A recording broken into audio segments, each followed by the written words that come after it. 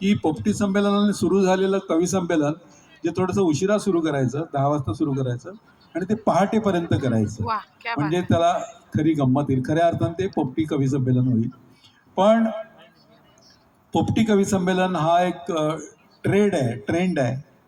हा कोकण मराठी साहित्य परिषदेने सेट केलेला आहे आणि याची दखल मला वाटतं की कधीतरी अखिल भारतीय साहित्य संमेलन घेईल आणि कधीतरी एकदा अखिल भारतीय साहित्य संमेलनामध्ये सुद्धा पोपटी संमेलन होईल. कारण रात्रीचा वेळ काय करायचं कवीने हा मोठा प्रश्न असतो संमेलनामध्ये.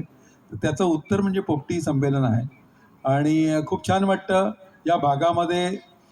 या भागाचा जो सगळा सुगंध आहे, परिमल आहे, तो सगळा या कार्यक्रमामुळे आपल्याला कळतो आणि म्हणून थोडासा उशीर होतो किंवा जरा गैरसोय झाली थोडंसं गावाबाहेर असलं तरी या कवी संमेलनामध्ये यावंसं वाटतं आणि त्याचा एक आनंद मी घेतो. तर आदरणीय LB पाटील सर, गणेश म्हात्रे, आमचे गणेश कोळी, गणेश म्हात्रे, ज्योत्स्ना, स्मिता,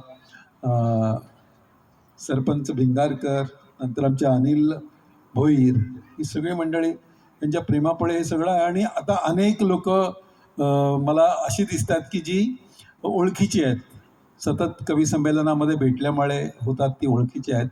आणि असं एक संमेलन, एक छोटंसं ज्याला गुणवंत झालं का जेवण तुझं का चाललंय? किती वेळ जेवणार आहे, कधी आणि किती वर्ष जेवणार आहे?